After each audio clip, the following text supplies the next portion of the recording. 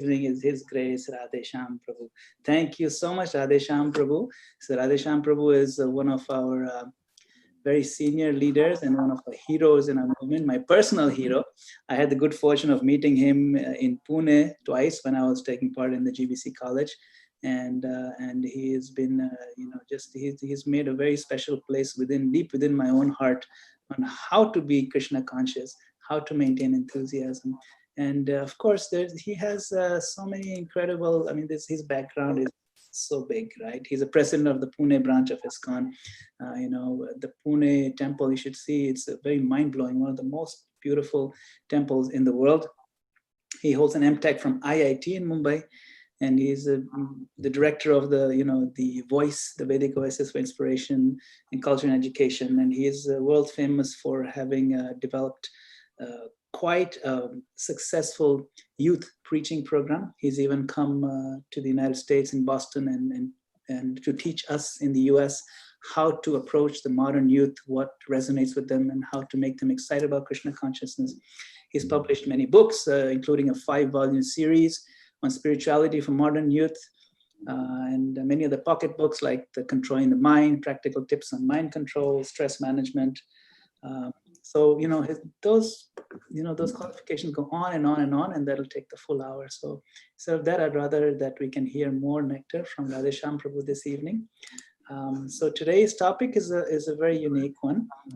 It is called Converting Misfortune into Good Fortune, Tales from the Bhagavatam. So I thank Radhesyama Prabhu for joining us. I thank Neelmani Prabhu and Ishwadulal Prabhu and all the devotees who have been so helpful in getting the best speakers on this planet to join us in New Jersey. Hare Krishna. Hare Krishna. Om Ajnanatimirandasya Jnananjana Shalakaya Chakshuvanmilitam Jena Tasmai Shri Gurave Namaha. Nama Om Vishnu Padaya Krishna Prishthaya Bhutale Shrimate Bhakti Vedanta Swaminiti Namine Namaste Saraswate Deve Gauravani Pracharine Nirvishesha Shunyavadi Pascharya Deshatarine Vancha Kalpatarubhyascha Kripa Sindhubhya Evacha Patitanam Pavanebhyo Vaishnavebhyo Namo Namaha. Jai Shri Krishna Chaitanya Prabhu Nityananda Shri Advaita Gadadhara Shri Vasadi Gaura Bhakta Vrinda. Hare Krishna, Krishna Krishna, Hare Hare, Hare Rama, Rama Rama, Hare Hare.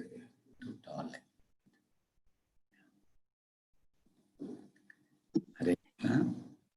So I'll do a short Jayarada Madhava. I'll begin there.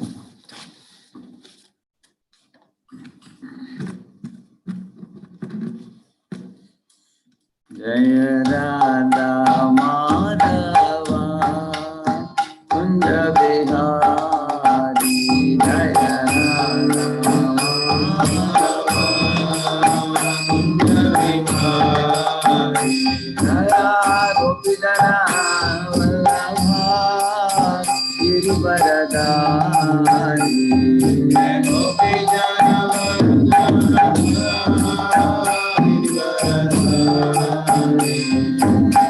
Yashodanandana Prajajana Ranjana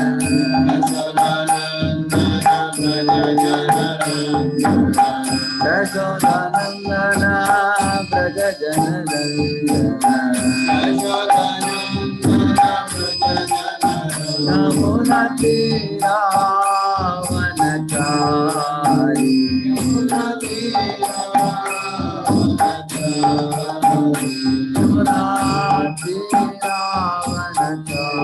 Hare Krishna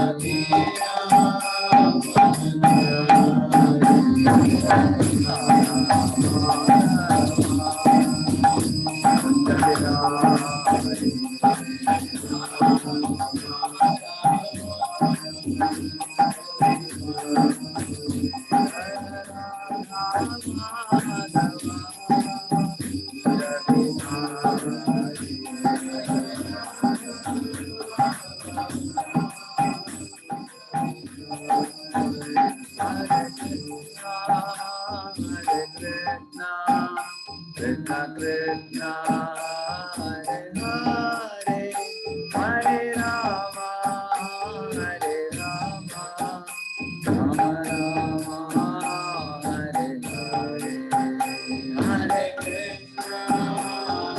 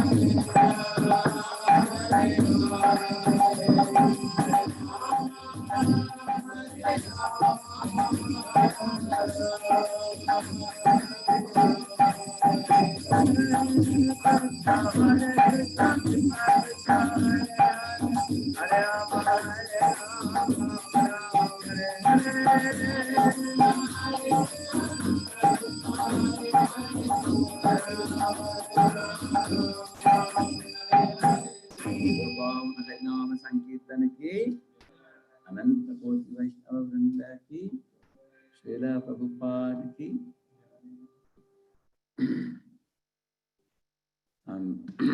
is the volume good enough, Prabhu? Yes, Prabhu, it's very clear. Very clear, thank you.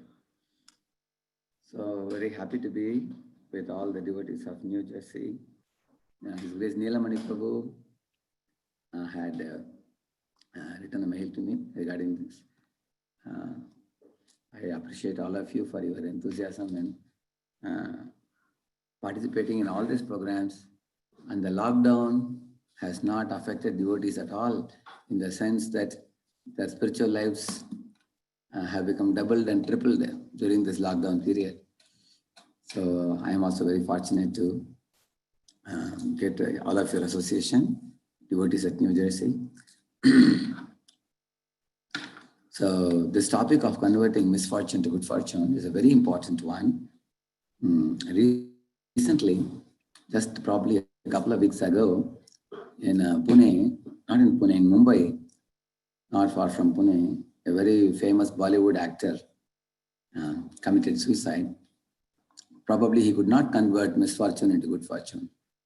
And we don't know what came in his life. It's not very surprising, Prabhupada says in one of the Bhagavad Gita purports, to face upheavals in the material world. Upheavals means challenges, dangers, inevitabilities. Like somebody may lose a near and dear one, or somebody may face an accident, or somebody may face a traumatic situation, or somebody may face a health crisis. And people do face challenges and difficulties in life. And right now, the corona virus period has really created a lot of trigger across the globe. People are worried about their jobs. People are worried about the future. People are worried about safety, security, wars between countries and so many things like that. We are living in a world where there are varieties of dangers. Prabhupada says, danger must be there because we have put ourselves in a dangerous position. So Prabhupada says that we have come to the material world and we can anticipate some challenges, dangers, which will come our way day in and day out. Sometimes the life is smooth sailing. Sometimes the life is not so smooth sailing. So Srila Prabhupada taught in his purports that when we are living the life in calm, we have to prepare for the storm. So before any storm can hit our life, like it hit the life of this hero, Bollywood hero. Similarly, any storm may come in our life, we have to equip ourselves to that. So right now, all of you are Krishna devotees. You are actually reading Bhagavatam, learning Bhagavatam, preparing yourself so that any challenges that may come our way, he will be able to face it. Because, without preparing for the exam, nobody can fare well in the exam. Without practicing Bharatanatyam, do you think anybody can just climb up the stage and try doing Bharatanatyam? One has to practice. When they do Arangetram, in India, many of the girls practice for 7-8 years, after which they do launching of the Bharatanatyam on the stage. Similarly, for us to get the ability to face the reversals in our life with a cool head, with a mature heart, and to go on with our Krishna consciousness, we definitely need to learn. And the ideal way to learn that would be to learn from the lives of great devotees in Srimad Bhagavatam. So I'm going to show you a PowerPoint, a short PowerPoint. I'll share the screen. So you're all able to see it? Yes, Prabhu, we can see. Yeah. I see it. Thank you. Yeah, thank you. So this is converting misfortune to good fortune. First, I am presenting you the instance of Vidura once being very badly insulted by Duryodhana and driven out of the palace. You see, Vidura is a very respectable superior, is a minister and brother of Dhritarashtra, king. Naturally, he was highly respectable personality. People gave him a lot of dignity. Though born in a servant maid's family, but he was nevertheless king's brother, because the story about Ambalika, you must have heard in Mahabharata. Instead of one queen begetting the child, she arranged for the servant maid to get the seed from Vedavyas, because Vedavyas looked with long beard and long hair, very dangerous looking. So therefore he was born from a servant maid, but Vidura was the most learned and most intelligent, and he was an advisor to the king. Despite being in such a very important position, naturally the king must have given him a palace to live. He must have given him a lot of respect. But now, one of the days, you can look at the picture how Duryodhana yelled at him, seeing Vidura. He said, "This Vidura, uncle, he eats our salt, but he always favors the Pandavas. Throw him out of the palace, only with his life, air." Like that he shouted. So Vidura was shocked to see this. He thought, he's my nephew. He's a young boy. He's my brother's son. How can he treat me like this? It was pretty shocking for him, for a gentleman like Vidura, who always was well behaved, who was always a devotee of the Lord. It was some new situation that came his way, never anticipated. Now, when he saw the situation, he immediately thought in his mind, what should I do? I can ask the king Dhritarashtra to defend me, protect me, and then punish Duryodhana or put him behind the bars. And he has made a public insult. So many people are watching. Dhritarashtra should have defended me and spoke to the public about what good I have done for the Kaurava race. But then Dhritarashtra was not defending. He was trying to stop his son. Beyond that, he was not defending Vidura. At the time, Vidura thought, I should take such a course of action that will make my life glorious. So he thought very deeply. In that, spur of the moment for all of us to decide is not very easy, because we are emotionally driven and we are broken down at heart, and we want someone to support us, give us, lend us a shoulder to cry.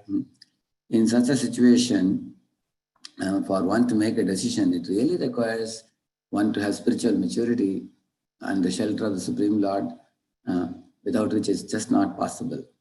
So Vidura was a very fortunate soul. He was always remembering Lord Krishna in his heart. So he decided that I always wanted to go on a pilgrimage, to see Lord Krishna and to go to all the holy places and purify my heart. I think now the occasion has come let me convert this misfortunate situation into a fortunate situation. Thinking like this, Vidura left the palace, and he did not look like Vidura at all. He grew long hair, long beard and mustache, and different dress, not royal dress, so that the public will not recognize him, who he is. So when he walked on the road, people could not recognize him, and which is what he wanted. He wouldn't want to be disturbed by the people, because people may come and say, "Oh, you are thrown out of the palace. Who did what politics on you? This Duryodhana is like this, Dushasana is like that, the Dhritarashtra is like that." People may come and waste his valuable time and will not let him remember Krishna. So purposefully, Abhaduta Lingam, Bhagavatam says, he dressed himself like an Abhaduta, nobody could recognize. And he thought, I am very impure now because I have been living in this bad palace filled with all vicious people. So let me not go to meet Krishna. Let me first go to all the holy places, purify my heart, and then go and meet Krishna in Dwaraka. Thinking like that, he started proceeding to all the holy places. How fortunate Vidura was that he would see a beautiful Gopuram of Lord Vishnu's temple. He would see Chakra in the top, fall on the road, offering obeisances. Then he would go to the holy spot, take a bath in the holy river, and then he would go and take darshan of Lord Vishnu, meet the pujaris and ask for the Sthala Purana, the history of the place. And hearing the Lord's pastimes, he will get overwhelmed with bliss. And then he would proceed to the next holy place. In this way, Vidura spent his life very ecstatically in the company of great souls like Uddhava and Maitreya. And he completely forgot the events of the palace, that traumatic situation which was in the forefront of his mind that went to the background. He completely forgot it. Rather than develop a revengeful attitude towards Duryodhana or Dhritarashtra, he rather developed a very sympathetic attitude towards them. He only felt that poor Dhritarashtra, he is attached to his son, due to which he is degrading himself and destroying his dynasty. So he wanted to give him good advice. Therefore, later on, he returned back to palace, not to live there, but to give good advice to Dhritarashtra and deliver him. In this way, he did good to Dhritarashtra. He did good to himself.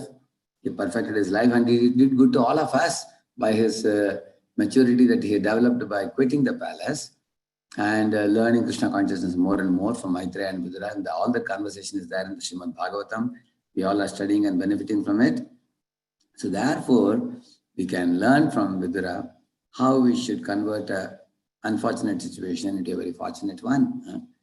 So there it is written, Prabhupada says that, we all can act under Antaranga Shakti or Bahiranga Shakti. Antaranga Shakti is the spiritual energy of the Lord, Shrimati Radharani. Bahiranga Shakti is the material energy. So Duryodhana was acting under material energy, under the influence of material energy. And Vidura was acting under the influence of spiritual energy. How do we know that? If one is acting under the spiritual energy, one will maintain one's humility, one will be tolerant, one will take shelter of Krishna, one will take shelter of the scriptures, one will take shelter of the great souls, and one will align oneself more and more with the Lord, with Guru, Sadhu and Shastra, and one will act for the pleasure of Hari, Guru and Vaishnavas. One will not act like a pious fool. One will not be interested in any self-aggrandizement program. One will not behave improperly. So we find the Vidura doing all that. And how do we know Duryodhana acted under the influence of material energy, Bahiranga Shakti? Because the very fact is, look at the picture, he is screaming at a very great soul, hurling offenses, not knowing the gravity of what he is doing, because he is driven by passion, anger, and greed and illusion. That itself clearly shows he is acting under the domination of material energy. So the same one potency of the Lord, Yogamaya, in this world she acts as Mahamaya, spiritual world as Yogamaya. So Yogamaya acted on Vidura and Mahamaya acted on Duryodhana. Now one very important thing to note. You may all have a question in mind. why did such a thing happen to Vidura? He was such a good soul. He was a devotee of the Lord, pure devotee. Did not Lord not protect him? Why does Lord delight to see his devotees being put in such awkward situations? Why should they suffer? That question arises in one's mind. You see, Vidura was originally Yamaraj, who actually had prayed to Supreme Lord, my dear Lord, I am fed up with, giving punishments to so many conditioned souls coming to Yamaloka. At least can you give me a little break so I can perform pure devotional service to you, completely in a focused manner without any diversion or distraction. So Lord said, yes, your desire will be fulfilled. And then at a certain point of time, Lord arranged one Mandavya Muni to come and have a heated argument with Yamaraj that I did actually a small mistake in my childhood of playing with some insect. And for that, you arranged for thieves to come in my hermitage. And the king's men took the thieves along with me also, and they were about to put the Muni, Mandavya Muni, in punishment chamber. So then Mandavya Muni said, children's pranks or children's naughty behavior is not punishable at all. As Yamaraj, you did not know the law.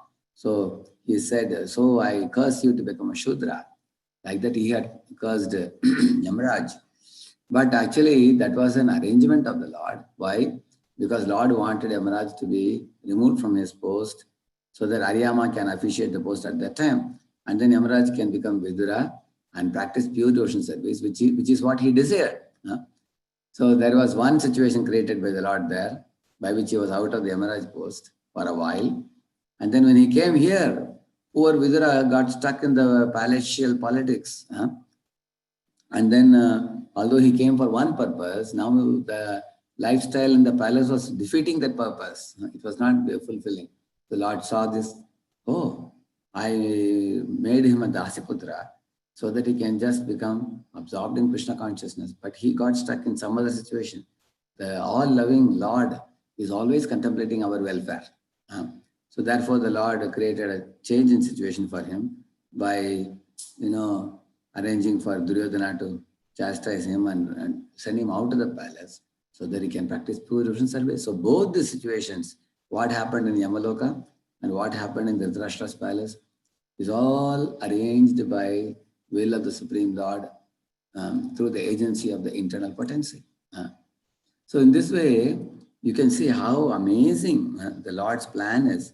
So many of us would not have become serious in spiritual life unless there was some person criticizing us or finding fault with us. It gives us a chance to purify our heart and grow out of our limitations. So one time a scientist saw a cocoon from which a worm was trying to ooze out, now squeeze out and come with great difficulty. So he thought, oh, this worm is struggling, let me take a blade and cut the cocoon. So he cut the cocoon. When the cocoon cut open, then the worm came out with the body oozing out with some liquid and half-developed wings. Then one gentleman told the scientist, "Arey, you did a foolish thing." He said, "Why?" He said, the worm generally comes out of the cocoon. While coming out, it releases some liquid because of which the wing develops. If it comes out fully from the cocoon outside, by the time it comes out, the wings are fully developed, and then colorful wings are developed, and the caterpillar becomes a butterfly. But now you cut the cocoon and brought it out, so it is not able to develop the wings. It is half developed. You made a mistake, he said. In the same manner, in our lives also, when some misfortunes or difficulties come, those difficulties actually purify us, just like gold put in fire becomes purified gold. Similarly, a mountain, you often find is very dirty because of the sand blowing and because of the grasses growing at the top. And when there is a heavy rains on the top of the mountain, it washes off the mountain thoroughly so that the mountain shines like gold after that. Similarly, all our anarthas are washed off when we are put in challenging situations in our lives, provided we are very fortunate and we take shelter of the Lord and we walk the right path. walk in the right direction, which is what Vidura did. Now, one more example, let us see. Here you find Dhruva. So this pastime is known. I will not be elaborating this pastime because you are all learned devotees. You know these things very well. But I will only draw very vital lessons for our life. So, like you see here, Dhruva was insulted by his stepmother that don't expect to sit on the lap of your father like my son Uttama is sitting because you are not born from my womb. If you have to be born from my womb, you have to go to forest and perform meditation to Lord Vishnu and then request him to be born as my son. Then once you become my son, then you can sit on the lap. That's what she said. So Dhruva felt so terribly insulted. He went to his mother weeping. The mother embraced the child and said, my dear child, the first thing she taught him, in this world, if someone behaves badly with you, don't wish anything bad for them. She said, do not harbor any malice for anybody in this world, because that harboring malice will hurt you more than hurting them. And whatever bad they did for you, they will get the punishment for that from God. You don't have to punish anyone in this world. All of us are children of Krishna, children of God, and Lord will do the needful. We don't have to take any action on anyone, she said. And she also said, if you have a desire to get anything, the person who provides everyone everything is Lord Vishnu.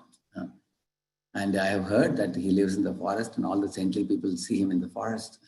So my son, if you go to forest and see him eye to eye, he's the one who gave your father Uttanapad. He's the one who gave him the kingdom. And your Uttanapad's father, Swayambhu, he also got the kingdom from Lord Vishnu only. Similarly, Brahma, even his father, he got the whole Brahmanda kingdom only from him. So there is nothing impossible for Lord Vishnu. So better you go to forest, my child. You are weeping like anything, and as a mother, I am not able to pacify you. So if you go and meet Vishnu, he can shower love of 1,000,000 mothers upon you. So, which I can't do. So you go and see Vishnu and your life will be perfect. So in this way, the mother gave a powerful and pure spiritual piece of advice. So here in this situation, we all can see how his mother became a very valuable mentor for Dhruva to deflect his misfortune, which came his way. Misfortune came to attack him straight on his chest, but she deflected it towards Vishnu. She said, instead of you taking this insult on yourself, take shelter of Vishnu, because just like the sun can absorb urine of millions of people on the surface of the globe, and still the sun will never get impure. That is the power of the sun. Nam no hiyavati shakti papam nirharane hare tavat kartum na shaknoti patakam pataki naraha. This verse says, when one chants the holy name of the Lord, the holy name has a potency to take away all the sinful reactions. Like the sun can absorb the urine, and the sun will never get contaminated. Similarly, Krishna will never get contaminated by taking all the sinful reactions of all living beings. These are insignificant for him. So, in this way, the painful situation that came in the life of Dhruva was removed by the good, fortunate direction that mother gave him. So, mother told him to surrender to Vishnu, and Narada taught him the components of surrender in the forest. And then Dhruva boy, he meditated on Lord Vishnu and got his darshan. And then he lost all his material desires and became purified in the heart. And when Lord Vishnu touched his, Lord Vishnu touched his head with the shank, Dhruva immediately became purified. Yonta pravishya mamavachi mamam prasuptam sanjeevayattagala shaktidara swadhamna anyasta hastacharana shravanat bagadin prana namo bhagavate purushaya tubhyam. So he prayed, Lord Vishnu said, oh my dear Lord, by your transcendental touch on my head with the shank, whole body has become purified, my hands, my legs, my face, and especially my tongue, he said, has become purified to glorify you now. Instead of hurling curses back at stepmother Suruchi, instead of fighting with my cousin brother, my brother Uttama, I came to the forest to see you. Now I am using my tongue to glorify you and praise you. Instead of gossiping about my stepmother, instead of rumor mongering about my stepmother, instead of trying to retaliate back towards her, now I took a position of coming to you. I did the most intelligent thing because I attend your shelter. So Dhruva became very happy and returned back home successfully and was made the king, and he became the king of the Dhruvatara, and he attained perfection for all time to come. So this is another pastime where we can learn how Dhruva converted misfortune into good fortune. So all people in this world desire a good son, not a bad son. Here you see in the picture one very good son and one very bad son. On the right side, you find Prithu Maharaj sitting with his good wife, Archi. Such a glorious king he was. He is actually Shaktiavesh avatar of the Palana Shakti of the Lord, protective potency. He was so kind to the Praja, Prajanam Pitruvatsalah, it is said. He dealt with the Praja just like a father would deal with the children. Such a wonderful king he was, Prithu. And you can see Shiva is coming and gifting him something. Brahma came and gave gifts. Many demigods and many other people came and gave him gifts. Many Sutta Magadha Vandina, they are all praising him. And he was a very glorious king. In fact, if any of us want to know about leadership, how to be an ideal leader, we should study that section of Bhagavatam, 4th canto, Prithu Maharaja's leadership. On the contrary, on the left side you find King Vena. This Vena was an atrocious king. And Vena became a very bad son of one very great king called Anga Maharaj. And that's a long story cut short, I can tell you. Anga Maharaj was a very pure devotee of Lord Krishna. He didn't have a son at that time. He was very much sad that I don't have a son to, a progeny to continue the kingdom. So he desperately wanted a son. So the Brahmanas were arranging for some yajna to be done for the demigods. So Anga was also sitting in Mauna Vratam by a vow of silence in the sacrificial arena.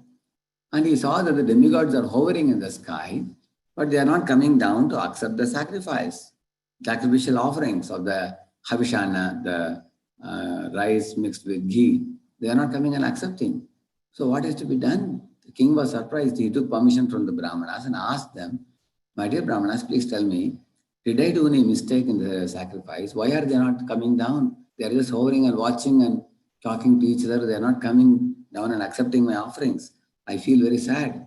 So the Brahmana said, wait a minute, we will check.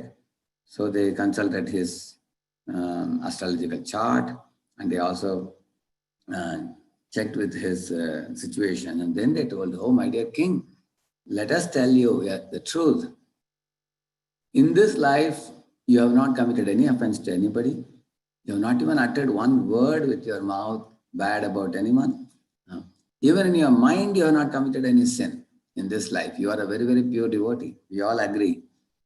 Nevertheless, we have to tell you, in your previous life, you have committed some sin, due to which there is no son, putra prapti in this particular lifetime for you. Therefore, the demigods are wondering, if you come and accept the sacrifice, then we will be obliged to give him a son. But in his account, there is no son. So we are only Chayeva Karma Sachiva, Sadhavo Dina Vatsala. Bhagavatam 11th canto says, Chayeva Karma Sachiva means demigods are like a secretary for your own karma. In your karma, if there is no son, they can't give you a son. Therefore, they are wondering, how can we accept money for a transaction where we don't deliver the goods? So they are not coming down. Like that, they said. So then king asked, then what is the way? Is there any way I can get a son? They said, oh, there is one person who can give you anything you want in this world. He is the only person capable of giving. And he is Lord Vishnu himself, they said. We will perform a sacrifice for Lord Vishnu and he will give you a son.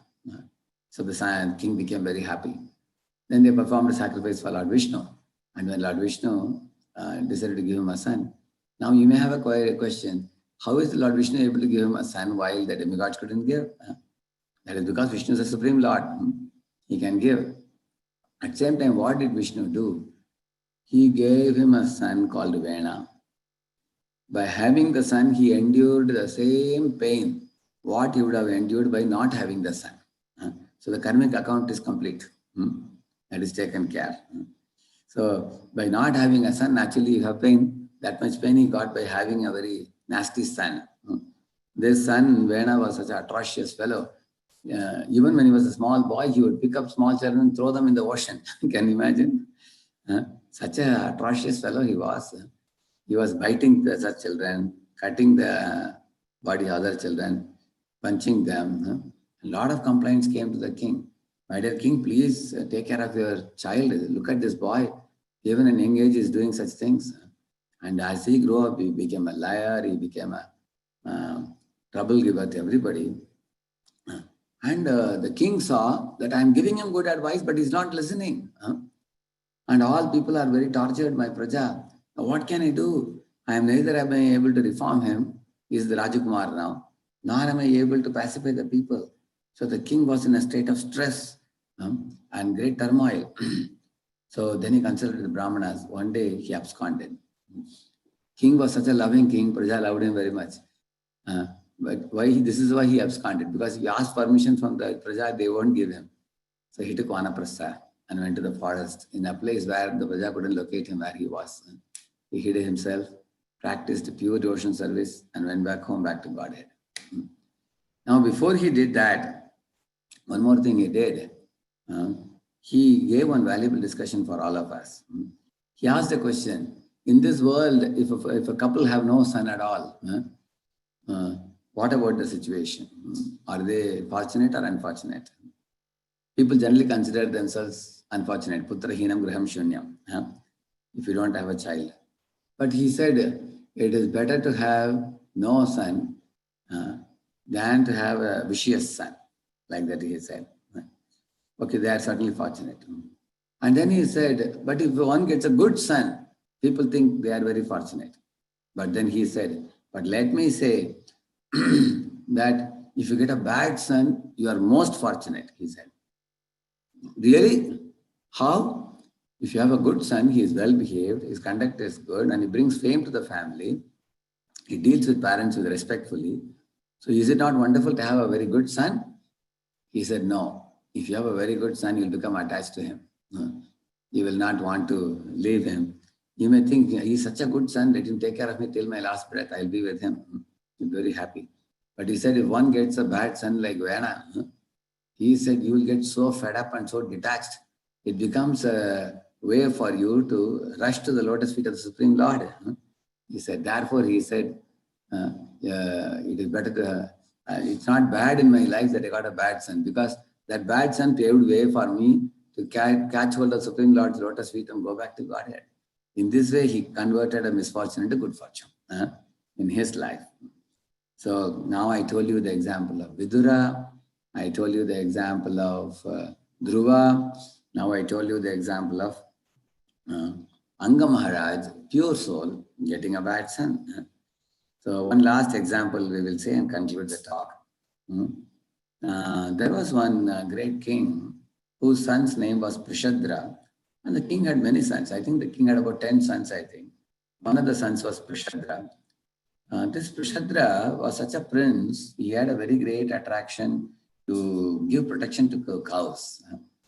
Cows were his life and soul, very hard. Even now you find in ISKCON there are some devotees who are very, very fond of cows. They maintain a Goshala, 50 cows, 100 cows.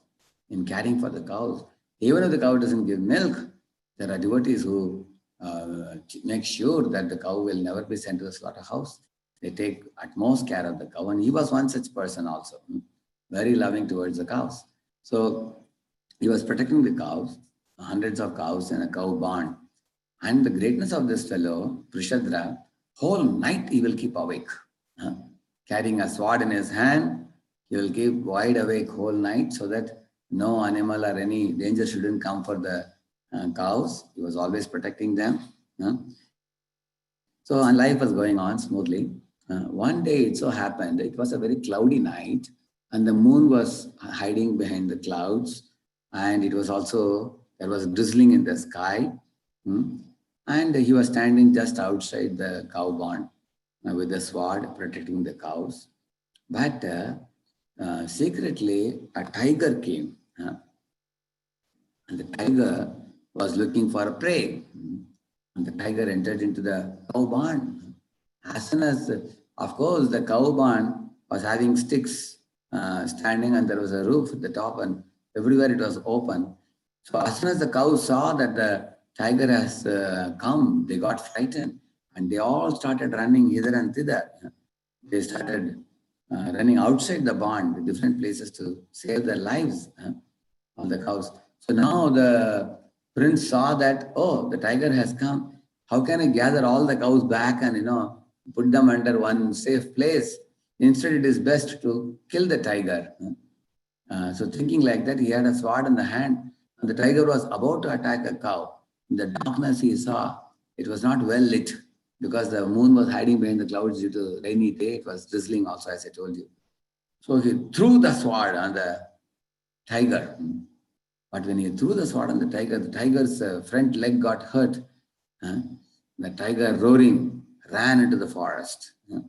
So while the tiger was running into the forest without catching any cow, all the cows were protected.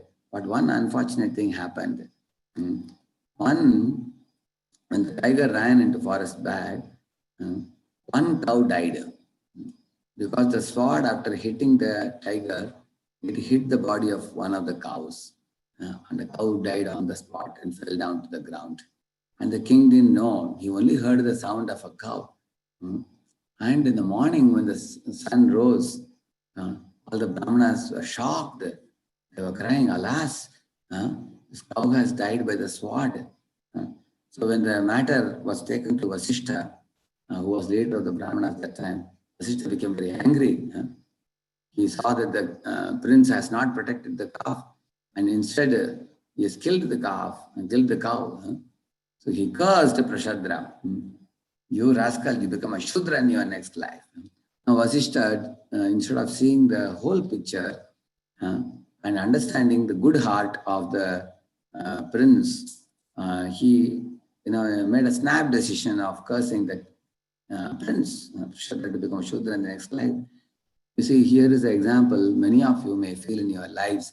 You did something with a good intention, but people misunderstood you and you became broken-hearted.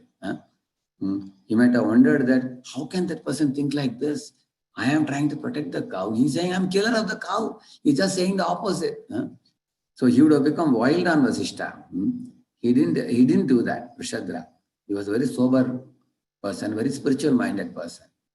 He folded his palms and remembered the Lord and said, my dear Lord, this is a great Brahmana Vasishtha. How can I find fault with him? Whatever he spoke, I accept this curse. So now I should think what would be the best course of action. Immediately he decided to renounce the world, and he went to the forest and he became a brahmachari and practiced brahmacharya and practiced a pure devotional service, following strict vows.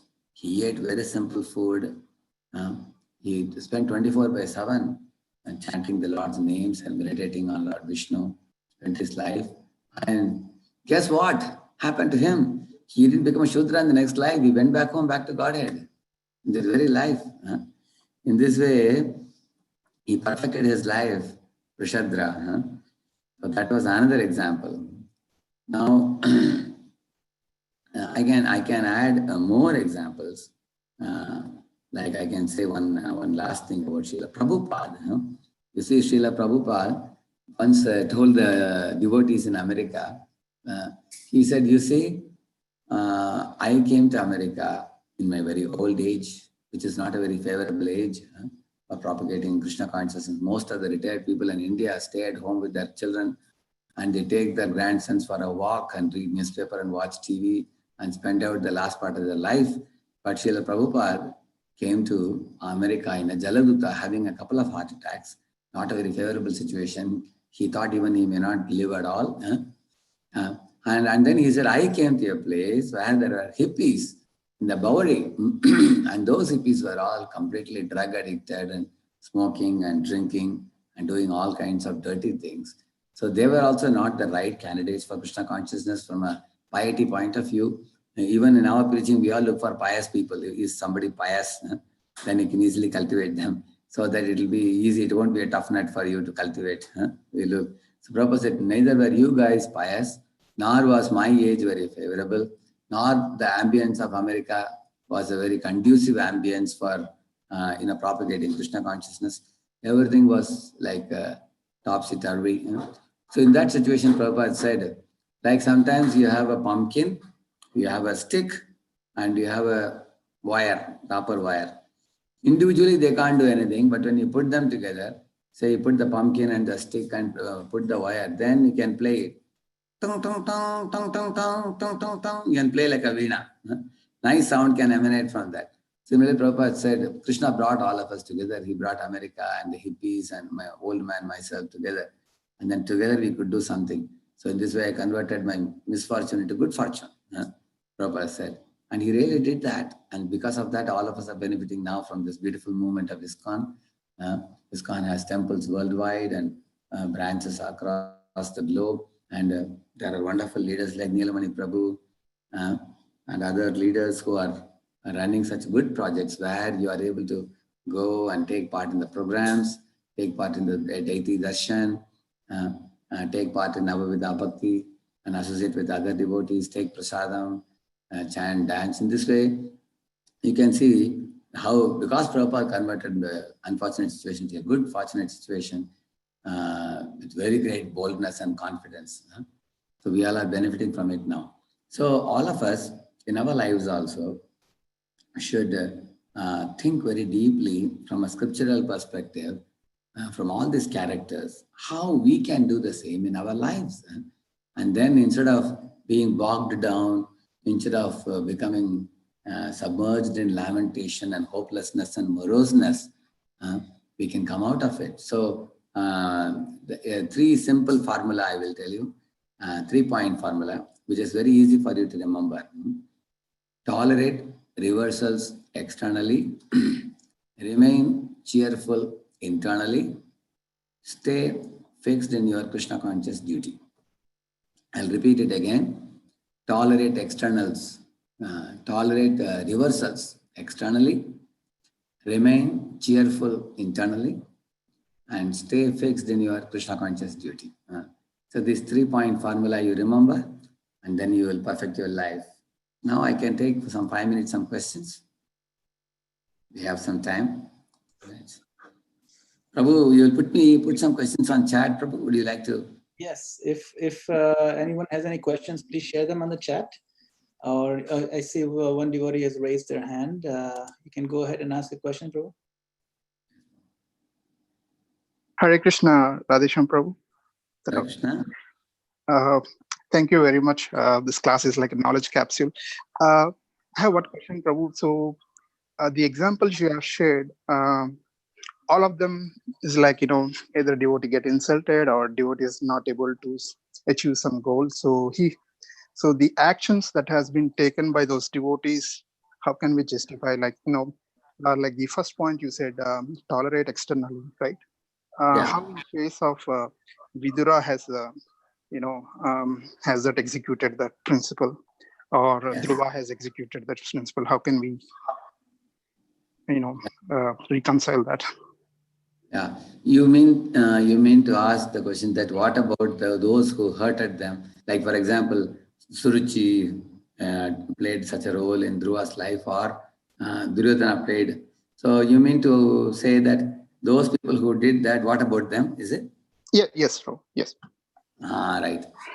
We don't have to bother about them. They will have to reap their fruits for their own karma. Okay. And that is actually God's work. That is what Dhruva was told by Suniti, told her. See, Suniti means one who followed morality. Ruchi means one who had a very beautiful body. So Ruchi represents beauty. So she was the Rupavati, whereas Suniti was Gunavati. If we all want to become Gunavan or Gunavati in our spiritual life, then we have to follow this formula set Vishnu. Na krodho na jamatsaryo na lobho na shubhamatihi Bhavanti krita punyana bhaktanam purushottame. This verse says, na krodho, devotee should not become unnecessarily angry. Na chamatsaryo, they should not become intolerant towards others' spiritual progress. If para utkarsha asahanam, Sridhar Swami says, one should not become intolerant of others' progress. Na lobho, one should not become greedy. Na ashubha matihi, one should not harbor any malice towards others. That's what Dhruva's mother told them. Don't harbor any malice towards your stepmother, she said. Why? Bhavanti krita punyanam bhaktanam purushottame. The Purushottama Bhaktas. Purushottama Bhaktas means Sita Ram, Radha Krishna, Lakshmi Narayan. Their devotees do only one thing. They are very busy, occupied in increasing their spiritual sukriti, bhakti sukriti. They spend that all the time in engaging in devotional service. We have 64 activities to do. Dhruva Goswami has given us in Nectar of Devotion. And we don't have time for insulting others or getting back on the case or retaliating or having any malice in our heart for others. Everybody is ultimately Krishna's children, all of them. So we proceed ahead seeing what best can we do in that situation. And the person to be punished, that punishment Lord will give. For example, if I see a pickpocketer in the station, as a small boy who is pickpocketing my pocket, what I can do is picking my pocket, I can catch him and hand him over to police. After that, I can take my purse and I can go back home. Now, police will do the needful. But if I catch the collar of the boy and give him a slap, and the boy faints to the ground, then all the public will gather me and they'll beat me up. They will see the small boy. So instead of taking the law in my hand, law I can hand over to police. Police will handle the law and I got my purse back and push off. And that's what I would do with anybody. Because in this world, if I take revenge and then they attack back, it goes back and forth like this, there is no end to it. So I had spoken on a lecture called it Tit for Tat, Tolerate That. You will get in Prerna lectures in Chopati. In that you will see elaboration on how a devotee can defend himself, but a devotee should not offend anyone. So offending means aggressive. And not defending means passive. But defending means you are assertive. You can be assertive in your position. You don't have to allow people to cheat you, nor should we cheat anyone. We don't, in case somebody is offending you, you stop associating with them, keep a distance from them for a while. Then they will come and say, sorry, forgiveness, and then they can connect again. But we don't have to offend anyone in our lives. Yes, Prabhu, you want to add anything, Prabhu? No, I think that is actually what I wanted to hear. I did hear your lecture, Tit for Tats. It was very good. So I rarely find your lessons in YouTube. So, I mean, in your classes. Thank you very much. Thank you. Thank you, Prabhu. Yes, thank you. We have another question from Rajneesh. Go ahead, Rajneesh. Yeah, Hare Krishna, Prabhuji. Krishna? Yeah, regarding your second point, like when there is life reversals, so during that time, how we can keep ourselves happy internally? So this is my question. Yeah. Here there is another similar question. The question is, very grateful to you. Okay, please answer the question. How can we remain cheerful when external circumstances perturb? That's one question, similar question. Okay. Yeah. And therefore, we need spiritual juice. See, there is external potency, there is internal potency. If people are driven by external potency, they go for external success. External success means I have a big bungalow, I have a big car, I have a big degree, I have a big influence in the material circles, I am a big business magnate. And with all these things, people are trying to squeeze out some happiness. We call it as 5 P's, we call it. Actually, the 5 P's that people aspire for, penny, pleasures, people, big people, and position and possessions. These are the 5 P's. But actually, the 5 P's pinch you. All the people hanker for this 5 P's. So this is external success. And they will naturally take shelter of Durga, most of the people like that. And for internal success, we need to take shelter of Shrimati Radharani in spiritual life. So therefore, I was telling you time of calm and time of storm. before the time of calm, before the time of storm comes, we have to prepare ourselves to time of calm. Like I'm living in Pune. Here there is a battalion, army battalion. Day in and day out, we hear the sound of the march past, left, right, left, about, turn, and we can hear the sounds, the march past. So these guys got training for 10 to 12 years. Early morning they get up and practically 5-6 hours of training they have in how to shoot the gun and everything. But then somebody may say, they're wasting their time learning all these things, they are not utilizing anywhere. No, this is time of calm. When there is time of storm, now there is a Indo-China war, some problems are happening at the borders. Now immediately these soldiers are transported to the borders. Now since they were trained for 10, 12 years, now they can utilize it now. In the same manner, we also in our lives, when time is calm, now in the lockdown period, we can take in a lot of Srimad Bhagavatam, Chaitanya Charitamrita, Bhagavad Gita, an association of devotees. So in this way, we can actually prepare our consciousness to be able to face inevitabilities. And also, we feel internally very cheerful when we read the verses of Srimad Bhagavatam. And then when we engage in devotional service, the more you engage in devotional service, there is juice. And the juice fills our heart. The sweetness of Krishna, the qualities of Krishna, the activities, pastimes of Krishna. So if that becomes a prominent absorption in our life, then we feel very cheerful internally, and that is actually the secret. Srila Prabhupada said when he was going in the ship that I am feeling solace from Chaitanya Charitamrita. Even after a couple of heart attacks, he was feeling juice in his heart, simply by remembering Chaitanya Charitamrita. So therefore, the real juice is in the pastimes of Lord's name, form, qualities, and pastimes and activities. So one should go to that and spend time. Recently, I am reading Shuddha Bhakti Chintamani by His Holiness Shivaram Swami, and I was so thrilled by the book. It gives very nice guidelines and direction. So I made a seminar called Shaky to Steady in Spiritual Life. It's in 5 parts. Each part, I think, 1 hour, I think. You will find it in our YouTube. So that will give you how to go from the turmoils in our life to a very steady situation in spiritual life. There are many pointers given there. And there is a PowerPoint for each session, as well as based on Maharaja's book. And I've just elaborated them with examples and everything. If you get time, you go through it, and then you'll come to a steady situation where you will find it easy to take shelter of the scriptures wholeheartedly. So after finishing those 5, now last week I started one more called Removing Unwanted Habits, which means removing anarthas. So that I did 2 parts now, part 1 and 2. One more part I'll do and conclude that. So these kind of seminars I'm doing for the devotees, because nowadays the world is in a very great state of turmoil, a lot of challenges now. We all need to know how to become steady and fixed up in our spiritual life, so that even though there are turmoils, we will be undisturbed and we can keep ourselves very firmly at the lotus feet of Krishna.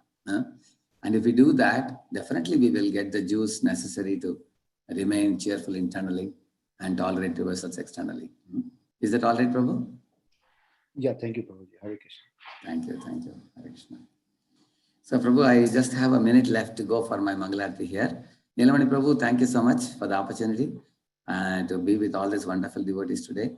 And all of you are most welcome to Pune. If you are coming to India, we have a new Vedic Cultural Center at Pune here. And I'll be very happy to receive all of you. Nilamani Prabhu, I've heard a lot of his glories from his brother as well as his friends in India, here from Devakirandan Prabhu and others. So Nilamani Prabhu, yourself and all your community members are most welcome to Pune. And I'll be happy to greet you all and serve you in some way when you come here. Thank you very much. Thank you so much, Radhesyama Prabhu, and thank you for giving us your most precious hours. And Nilamani Prabhu can also say the parting words. Nilamani Prabhu, go ahead. Can you start my video, Prabhu? Oh, yeah. That was Madan Gopal Prabhu, no? That was Madan Gopal Prabhu who was speaking now? Yes. Okay. Where is Nilamani Prabhu? Nilamani Prabhu is right here. Nilamani Prabhu. Yeah, I'm here, Prabhu. I was yeah. not having difficulty. Thank you so much, Radhesyama Prabhu, for filling our hearts with a little bit of juice.